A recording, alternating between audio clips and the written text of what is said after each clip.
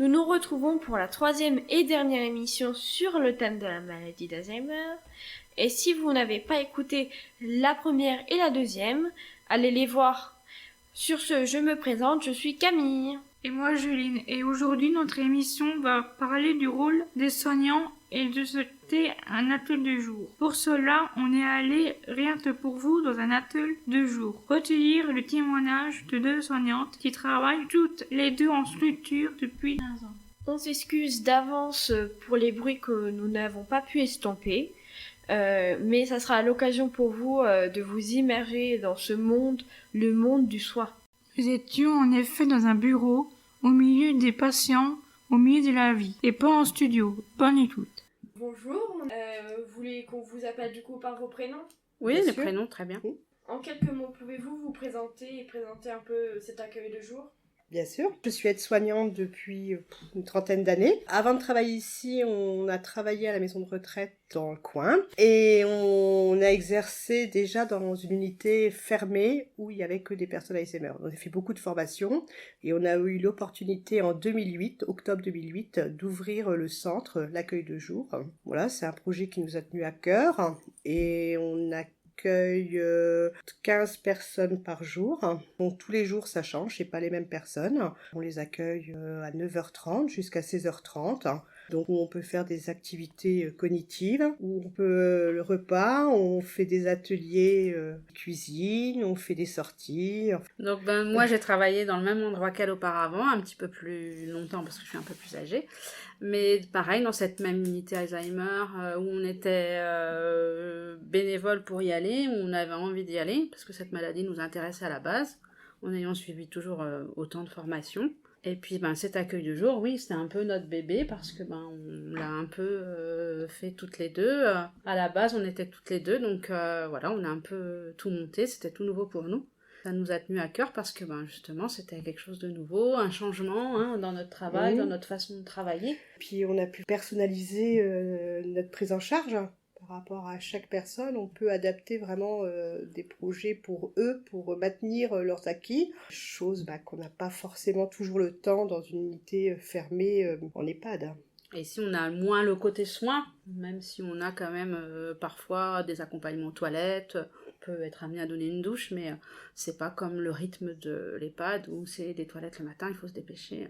Là, on prend le temps de s'occuper d'eux et on prend le temps de les écouter, prendre le temps d'être avec eux. Et de faire des activités vraiment adaptées à eux, pas jamais les mettre en difficulté. Vous avez toujours fait le même métier ? Moi, oui. Pratiquement, oui. C'est quoi un accueil de jour exactement pour nos auditeurs ? Sur un accueil de jour, c'est des patients qui sont encore soit à la maison, ils peuvent être aussi en foyer logement, ils peuvent être aussi en EHPAD. C'est des personnes qui viennent à la journée, de 9h30 à 16h30, et après, soit ils repartent à domicile, en famille d'accueil, ou ça peut être en EHPAD, enfin peu importe en fait, mais c'est qu'à la journée, 9h30, 16h30. Et le but, c'est surtout de soulager les aidants qui sont épuisés, donc les soulager le jour où la personne elle vient la journée. Ça permet aussi que la personne puisse se reposer, puisse aller faire ses courses, puisse aller chez le coiffeur, donc vraiment soulager la famille. Nous on est là pour essayer de maintenir un maximum leurs capacités restantes, afin qu'ils restent le plus longtemps possible au domicile. Et on leur donne énormément plus confiance en eux, parce qu'à la maison, souvent, l'aidant, il est épuisé et il fait tout à la place d'eux pour que ça aille plus vite, pour que ce soit bien fait pour la personne, que nous, ici, ils ont une totale liberté. Voilà. Ils font comme ils ont envie de faire, ils font à leur façon, c'est pas grave, ils font. Alors nous, on travaille pas du tout avec le rationnel, on n'est pas du tout rationnel, c'est-à-dire qu'on s'adapte vraiment à la personne et on ne travaille que avec les émotions. On est là pour leur apporter toujours que du positif. Ça a toujours existé, l'accueil du jour ? Alors, nous, il a été créé en octobre 2008, pas sous notre président Sarkozy, et c'est lui qui avait mis un énorme budget dans toute la France pour créer des accueils de jour. Parce qu'il s'était rendu compte que pour les personnes avec cette maladie-là, tout ce qui est maladie un peu neurodégénérative, c'était très très lourd pour les aidants. En Haute-Marne, on a été le 2e, je crois. Saint-Dizier a été le 1er. Ouais. On était le 2e, et actuellement, il y en a beaucoup plus. Ça s'est développé énormément. Voilà. Il y a Langres, il y a Arc-en-Barrois, il y a Doulincourt. Qu'avant, il y avait beaucoup moins d'accueil de jour. Il n'y avait pas vraiment de budget pour... Et ça s'est bien développé. Heureusement, parce qu'on est toujours sur liste d'attente et on manque de place. Mais du coup, la prise en charge d'une personne Alzheimer, c'est vraiment personnalisé. Chaque personne Alzheimer est différente. On ne peut pas dire qu'il y a un Alzheimer type, ils sont tous différents. Ils ont tous des pertes de mémoire, certes, mais ils sont tous différents dans la prise en charge. Ça va dépendre de leur vécu, ça va dépendre de leur perte, mais chaque personne, c'est une prise en charge individuelle, effectivement. Les pertes ne commencent pas pour tout le monde pareil, hein. Il y en a qui vont être perdus dans l'espace, il y en a qui vont être perdus dans le temps, il y en a qui vont avoir un manque de concentration. La mémoire immédiate, bien sûr, ça c'est pour tout le monde. Toutes les façons de prendre en charge sont vraiment différentes. Et l'évolution de la maladie chez chaque personne est aussi individuelle. Il y a des gens qui vont rester stables, qui vont évoluer d'un coup, d'autres... c'est vraiment individualisé, même dans l'avancée de la maladie. C'est pas le cas ailleurs, la prise en charge individuelle? Ah si, j'espère que c'est pareil ailleurs. Je pense que c'est pareil. C'est des voyageurs, nos personnes. Ils peuvent très bien être bien présents le matin pour les activités. Et puis, 1 heure après, ils vont être perdus dans le temps, ils vont être avec papa, maman, ils vont revenir dans une autre activité en étant bien présents dans la structure, et ça va être ça sur toute la journée. C'est des personnes qui voyagent, moi je les appelle les voyageurs. Donc c'est sûr qu'il faut adapter en fonction de leur moment de réception, quoi. C'est sans cesse à nous de se mettre à leur portée, tout le temps. Comment une personne peut rentrer en accueil de jour? Souvent, ils sont envoyés et conseillés alors par plusieurs personnes. Ça peut être par le conseil départemental qui viennent à domicile pour voir leur grille de dépendance, ce qu'ils ont besoin. Et là, on va leur dire, tenez, il y a un accueil de jour, ça ferait du bien que votre papa, votre maman puisse y aller. Ça peut être les médecins traitants, le bouche à oreille aussi. Les personnes à domicile, les infirmières, les voisins. Voilà, c'est vraiment le bouche à oreille qui a marché le plus quand même. Et après, pour venir ici, dans un premier temps, on leur demande de venir nous rencontrer pour faire une visite de l'établissement, où cette visite, elle est très, très, très, très importante, où on va prendre le temps, ça va bien durer 1 heure, même voire plus, où là, il va falloir déjà qu'on rassure la personne, qu'on rassure son aidant aussi, pour pouvoir après faire une meilleure prise en charge. Donc là, on va leur expliquer vraiment ce qu'on y fait, on va montrer des photos, on va expliquer plein de choses. Et donc, ce rendez-vous, on y tient vraiment, et on tient à ce qu'il soit vraiment long, pour vraiment pouvoir prendre le temps. C'est un moment très important pour après. Et une fois que ce rendez-vous est pris, après, il faut qu'il rencontre notre médecin, le médecin du centre, qui lui va nous dire, oui, c'est d'accord ou c'est pas d'accord, vous pouvez le prendre où. Et après, ça va dépendre des places qu'il va y avoir, qui resteront disponibles. Et on essaie aussi de mettre les gens qui vont correspondre à un groupe. Par des affinité. groupes, des groupes plus Par ou moins affinité, forts, voilà. où il y a des gens qui ont besoin de plus de tranquillité, comme on fonctionne avec 2 secteurs. Ici, c'est plus calme, là-bas, c'est plus vivant. En fonction de leur autonomie au niveau de la marche, ils marchent bien, pas bien. Donc après, il faut que les groupes soient assez homogènes. Si la personne aime bien la pétanque, on va essayer de lui trouver quelqu'un pour jouer à la pétanque. S'il y en a un qui aime bien la belote, ce sera quelqu'un pour jouer à la belote. On va créer des petits groupes homogènes. Et on dit aussi aux aidants qu'on est emmenés parfois à pouvoir changer de jour et changer de groupe. Parce que selon comment les personnes... de la maladie. Et au départ, on les connaît, on les a vus qu'1 heure, donc on peut se tromper aussi sur notre ressenti. Donc ça peut être, ça peut évoluer au niveau du jour et au niveau du groupe. Quand on sent que ça va plus dans un groupe, on dit on appelle la famille, on dit non écoutez, on sent que ça va pas, il sera mieux ailleurs. Voilà. On a 2 secteurs. On a un secteur où les gens peuvent être assez autonomes. En donnant une consigne simple, ils arrivent à être autonomes. Et on a un plus petit secteur où là, on va faire plus du cocooning. On va vraiment les aider du 1 par 1, quoi. On va vraiment prendre le temps. Et ça va être plus de la manucure, du massage de main, vraiment des choses de bien-être plus que de réflexion en fait. Et il y a beaucoup de places dans votre accueil du jour? Actuellement, on est à 15 personnes par jour. Et le vendredi 12. Et le vendredi 12. Normalement, on devrait être à 66 semaines. Oui. Mais on aime bien dépasser le quota des 66 semaines parce qu'il y a des absents pour pouvoir avoir un flux à peu près régulier. Donc, en étant à 15 et 12, on est à beaucoup plus que 66 semaines. Mais nous, on aime bien avoir plus parce que il y a des semaines où il y a des absents. On a du mal à dire non aussi pour les prises en charge. On a déjà vu dans de précédentes émissions, on a déjà parlé de GIR. Et du coup, il faut un GIR spécial pour rentrer? Alors, dans certains accueils de jour, oui. Mais nous, comme on vient de vous dire qu'on ne sait pas trop dire non, en fait, on a aussi bien des GIR 2 que des GIR 6. Voilà. Mais dans certains accueils de jour, ils ne prennent pas de GIR 2 ni de GIR 3. ils vont prendre que des GIR 4-5. Mais après, toujours avec l'accord de notre médecin et notre cas, notre direction. Parce que nous, à la base, on est soignante. Donc, faire un change, donner à manger à quelqu'un, ça fait partie de notre métier. Donc, si nous, notre critère pour ne plus prendre la personne, il faut qu'elle ne tienne plus sur ses jambes et qu'elle ne puisse pas monter dans une voiture pour pouvoir venir nous voir. Ou vraiment que l'angoisse, que la maladie est arrivée au bout de la maladie, on peut dire, et que la personne est vraiment très angoissée, que même nous, on n'arrive pas, avec nos méthodes, à calmer ses angoisses et qu'elle peut angoisser d'autres personnes. Enfin voilà, ça peut être aussi un critère où on est obligé d'arrêter la prise en charge. Ça reste la prise en charge en groupe, faut pas que ça perturbe tout le groupe. Si à un moment donné, on a une personne qui va nous perturber 6 personnes, on va pas pouvoir gérer tout le monde. Donc à ce moment-là, on va dire stop, on arrête la prise en charge parce que c'est trop perturbant. Vous avez déjà refusé des personnes? Parce qu'ils n'arrivaient pas à monter dans la voiture. Hein. Oui, pour les raisons qu'on vous a données, quoi. Sinon, on accepte tout le monde. On fait des essais. Après, si l'essai, Voilà. ça ne fonctionne pas, à ce moment-là, on a des éléments pour dire, écoutez, ça va pas. Mais d'emblée, si quelqu'un va réussir à monter dans la voiture, descendre, s'il va se tenir debout pour pouvoir effectuer un change aussi, qu'on puisse quand même effectuer un change, on va pas dire non, quoi. On essaie. Si ça va pas, après on dit, écoutez, on a essayé, c'est pas possible. Mais d'emblée, non. Non, on essaie toujours, de toute façon. Hein, on essaie. Après, si on a de la place pour essayer, bien sûr, hein, parce que des fois, notre liste d'attente, c'est très très long aussi.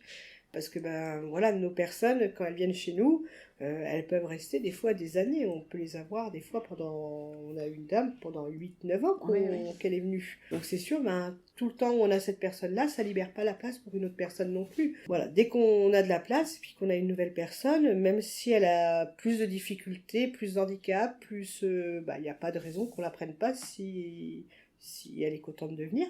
Si elle a besoin, surtout. Et si elle a besoin, si les dents si elle est besoin contente. Hein. Dans un accueil de jour, c'est payant du coup, c'est pas gratuit. Ah non, il n'y a rien de gratuit. Mais on a des tarifs qui sont faits par le conseil départemental, hein. C'est pas fait que par le CHHM. Hein.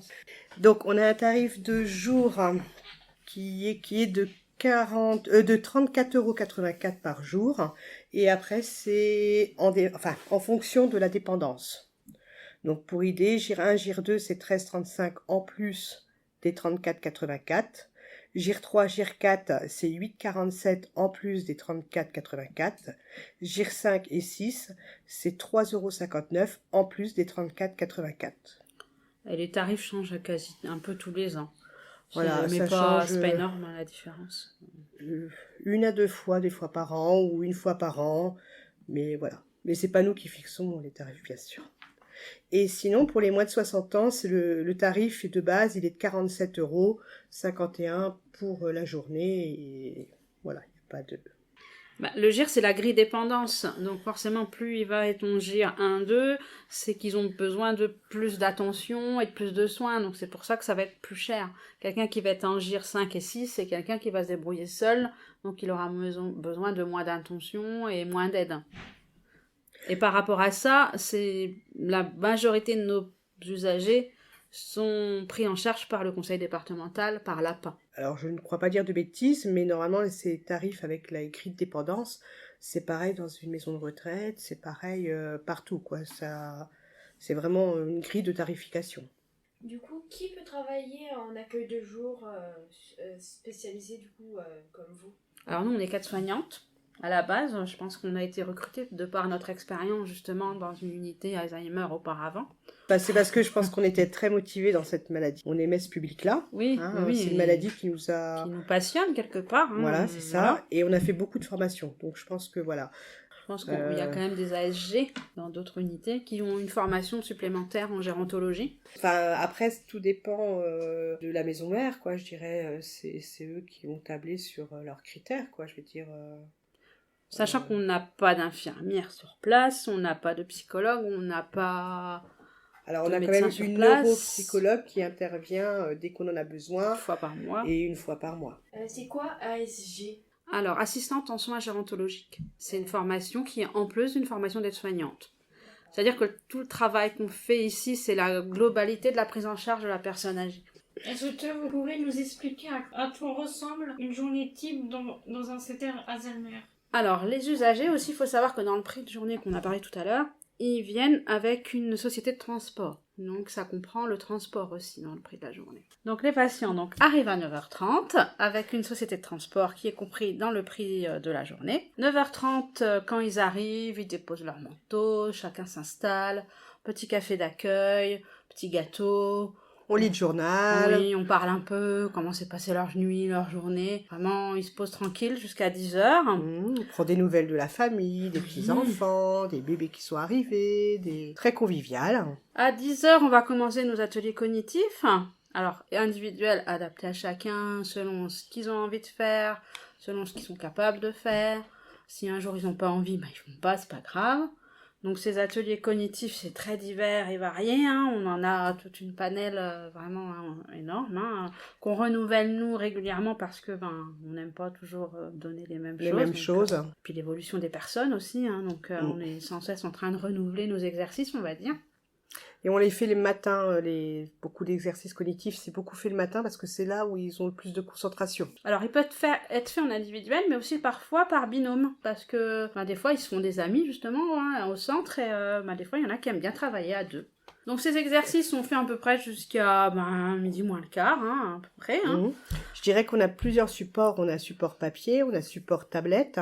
On adapte aussi pour les personnes, mettons, qui ont des Parkinson, et du coup, avec beaucoup de tremblements. Donc là, on va adapter des jeux magnétiques. Vraiment il y aura moins besoin de précision. On va adapter aux personnes qui ne voient plus vraiment clair, aux personnes qui n'entendent pas, parce que on parle de la maladie d'Alzheimer, mais il y a aussi tout ce qui engendre autour de la vieillesse, et puis avec des pertes comme la vue, comme les oreilles, comme des tremblements. Hein, donc on adapte vraiment sur tout support. On va choisir aussi vers 11h30 une ou plusieurs personnes pour faire un atelier pâtisserie. Alors aussi bien hommes que femmes, parce qu'on a des hommes qui aiment bien aussi cuisiner. Donc ils vont nous préparer un gâteau pour 16h. Dans les 2 personnes, il y en a une qui va par exemple éplucher les fruits, les couper. L'autre va remuer la pâte, mettre dans les moules. Enfin vraiment, on leur laisse aussi redécouvrir dans cet atelier des choses qu'elles avaient perdues et qu'elles retrouvent à faire au niveau des odeurs, au niveau des textures.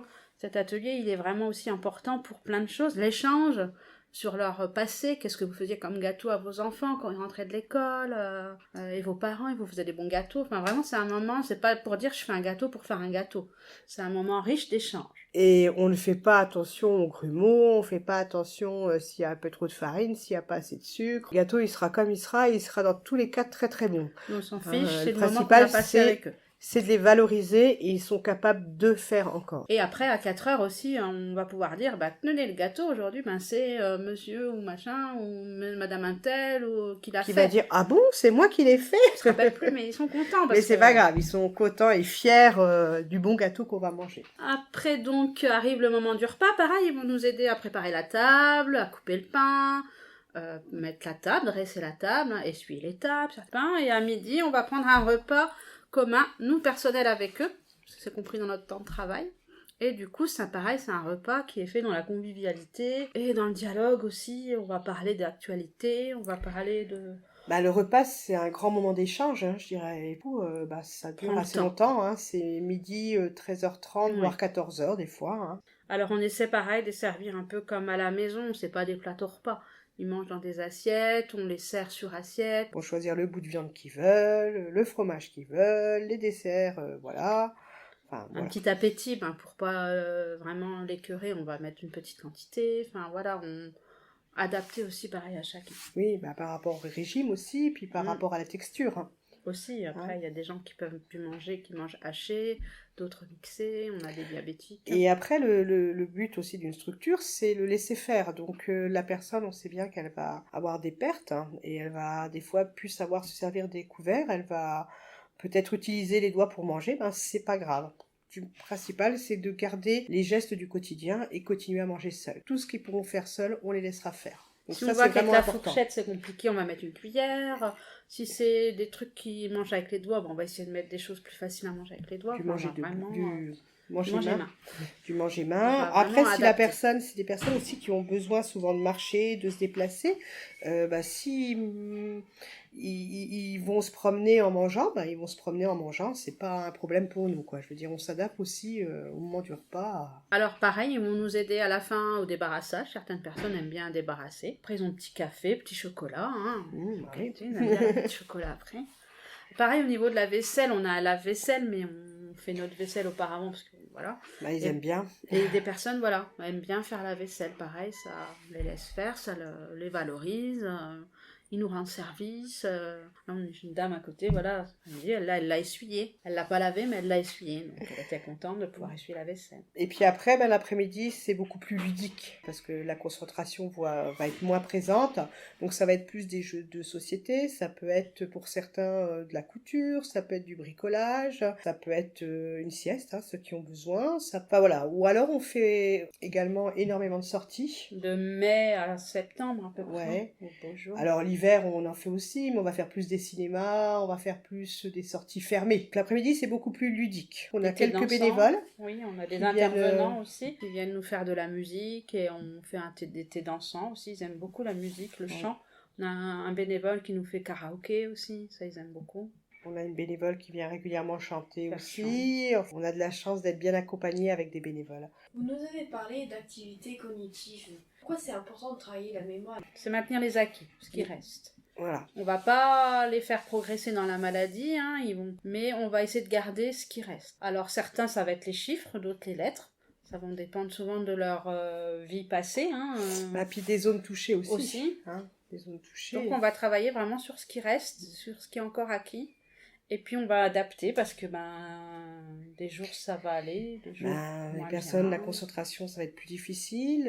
Après, c'est des maladies aussi où il faut savoir qu'il y a la vision qui change. Pourquoi dans les secteurs réservés aux malades d'Alzheimer, les portes sont bloquées? Elles sont pas bloquées. Ouais. On a une sonnette aussi qui nous permet. Vous savez un peu comment ça se passe en EHPAD? C'est pourquoi ils sont bloqués? Là c'est pour éviter les... En fait, c'est des personnes qui vont... Les qui ont fugues. moi, C'est j'appelle pas ça Non. des fugues. C'est des personnes qui ont besoin de marcher. Toujours marcher. Et le problème, c'est qu'il y a des moments donnés où ils vont avoir une angoisse. Et comme je vous l'ai dit au début, c'est des voyageurs. Donc, ils vont avoir une angoisse. Ils vont pas savoir l'exprimer. Mais peut-être que dans leur tête, il faut qu'ils aillent à un endroit précis. Ils ne savent pas où, mais il faut qu'ils y aillent. Donc, s'ils voient une porte ouverte, ils vont y aller. C'est pas forcément pour dire qu'ils partent, mais... Mais voilà, ils ont besoin de marcher et d'aller à un endroit quelque part. Donc ils vont très bien franchir la porte, on ne sait pas pourquoi, pour quelle raison. Et du coup, le problème, c'est que comme ils n'ont plus de repères, ils ne sauront pas revenir. Donc du coup, c'est pour ça qu'il y a des unités en lieu protégé, en EHPAD, où c'est fermé. Et le personnel n'est pas suffisant pour pouvoir surveiller tout le Un monde, pour un, quoi. C'est pas possible. Nous ici, c'est plus petit, donc forcément, on a l'œil beaucoup plus sur eux, quoi. Mais voilà, c'est des personnes qui ont énormément d'angoisse, surtout le soir, faut savoir. Tomber de la nuit. Ouais. Alors peut-être par rapport à leur vécu, on peut imaginer le paysan qui avait l'habitude, 17 heures d'aller traire ses vaches. Il sait que s'il va pas traire sa vache, l'angoisse va arriver parce que ses vaches elles vont mourir. C'est important une vache chez un paysan. Du coup, c'est toujours une angoisse qui peut rester. Ou la maman qui va aller chercher à l'école son enfant, qui a toujours été nourrice et qui à 16 heures devait aller chercher. Donc il y a des restes comme ça, mais ils ne savent plus pourquoi. Et donc ils marchent pour aller quelque part, que j'interprète, c'est gratuit ce que je dis, mais c'est vraiment une interprétation pour donner une image. Et voilà, donc souvent la plupart des gens disent une fugue, mais c'est pas une fugue, c'est vraiment... Ils vont quelque part. Voilà. Pour eux, c'est important. Est-ce que vous avez eu des cas particuliers, des situations qui vous ont touché dans des patients que vous avez eus? Ils sont tous touchants. Tous nos patients nous touchent. Ils sont tous touchants. Chacun Tous. à leur façon, chacun différemment, mais ils sont tous touchants. Même parfois, il y en a qui sont plus ou moins, pas pénibles, mais plus ou moins parfois exigeants, plus ou moins parfois... Dans la répétition. Et puis dans la façon de dire les choses. Mais on leur trouve toujours quand même quelque chose d'attachant et ils sont tous attachants. Quel est le plus dur dans votre métier? Rien. Nous, on trouve pas que c'est dur. Nous, on va pas travailler, on vient C'est notre deuxième maison. Dès qu'on est passionné par ce qu'on fait, on n'y trouve pas de difficulté. Et si même il y en aurait, on arrivera à trouver des solutions pour qu'il n'y en ait plus. Et on arrivera à y remédier. On a accueilli Monsieur Frommels, qui était président de l'association France Alzheimer, et il nous a beaucoup parlé du rôle de l'aidant. Les professionnels comme vous, mais aussi des proches de la famille. Vous travaillez du coup avec eux, comme vous nous avez dit. Bah forcément, oui. Déjà, au premier accueil, on va les rencontrer. On est amené à les avoir par téléphone. On est amené à les rassurer beaucoup. On est amené à passer beaucoup de temps avec eux, à leur donner des conseils. Oui, les dents, au départ, ils nous connaissent pas, mais une fois qu'ils sont venus plusieurs fois, qu'ils nous connaissent, ils nous font confiance. Et là, oui, on travaille parfois énormément avec les dents parce qu'il en a besoin et parce que c'est important qu'on puisse l'écouter, qu'on puisse le conseiller. D'où l'intérêt, comme le disait ma collègue, que le premier accueil, quand on fait la visite, ça dure 1 heure, voire plus. Parce qu'en fait, souvent, c'est... Alors, la personne qui est malade peut mettre une objection à venir. Au début, elle ne connaît pas. Mais l'aidant a beaucoup de mal à nous confier sa personne. Parce qu'elle se culpabilise. Et nous, notre rôle de soignante, c'est vraiment de la rassurer, de lui dire que dans tous les cas, on ne prendra pas sa place et que c'est juste un moment où elle va passer, la personne malade va passer un bon moment et que lui va pouvoir prendre du temps aussi pour lui, quoi. Hein. Et c'est vraiment important parce que les dents, il est sollicité de 8 heures du matin, toute la nuit, enfin, il est sollicité tout le temps. C'est un travail, les dents, c'est 24 heures sur 24. Et avec une maladie comme la maladie neurodégénérative, c'est épuisant. Donc nous, on est vraiment là pour les soulager eux. Et voilà. Et on sait très bien que la maladie continue à avancer et que malheureusement, il y aura un moment donné où il faudra passer à un autre palier et aller vers aussi une maison de retraite. Donc nous, on est là aussi pour travailler avec les aidants pour... que ça se passe beaucoup plus en douceur, quoi. On n'est pas là pour faire du chiffre et dire faut absolument qu'on les garde, faut pas qu'ils soient placés.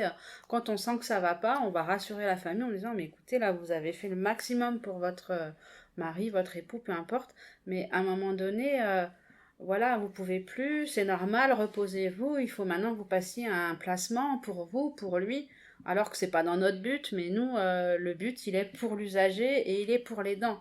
Et il nous arrive même aussi des fois de faire rencontrer 2 familles.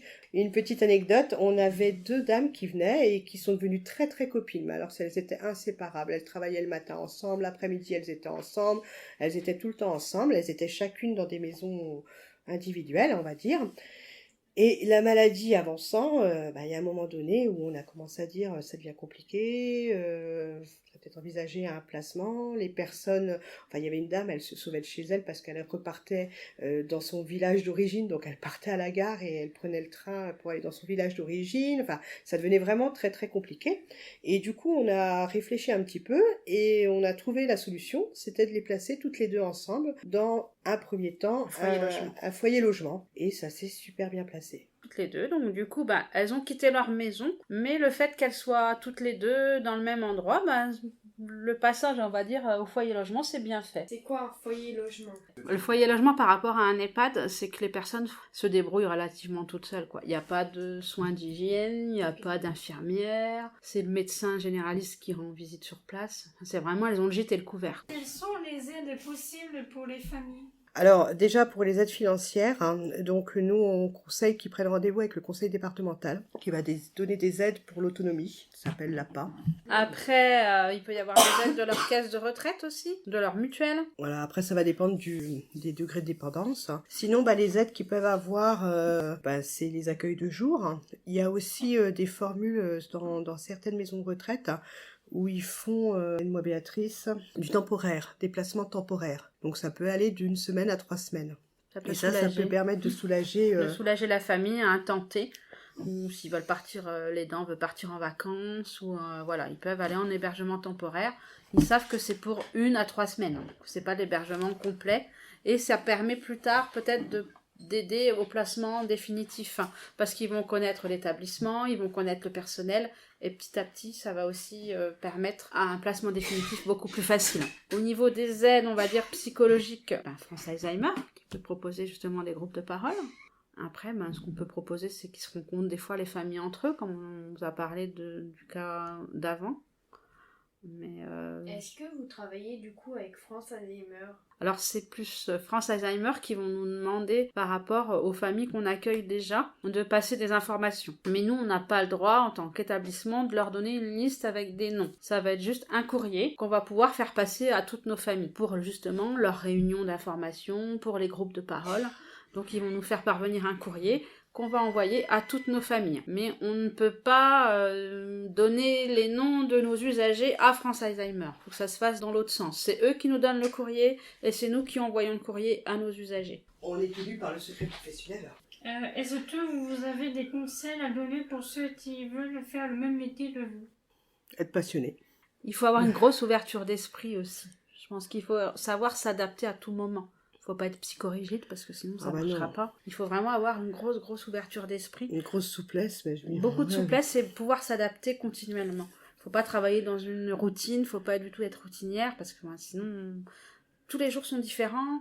On les prend comme ils sont tous les jours, eux sont différents, donc nous on va s'adapter différemment tout le temps. Ouais. Une grande écoute, évidemment. Et puis savoir laisser aussi tous ces problèmes à la maison. Quand on est au travail, on est au travail. Donc nous, on est vraiment là pour leur amener tout ce qui va être positif, donc que des émotions positives. Donc généralement, Ce sont des éponges, hein. Ils ressentent des choses qu'il y a parfois, on n'a même pas la... Moi, ça m'est déjà arrivé une fois où j'avais pas la sensation d'apporter mes problèmes ici, et sûrement que sur mon visage, ça s'est senti, et un usager m'a dit « Mais oh, toi, ça va pas aujourd'hui ». Là, je me suis dit « Bon, allez, hop, t'oublies ta maison, t'oublies ce qui se passe, et t'es ici pour travailler, et tu te remets en question. » Alors que j'avais pas l'impression de...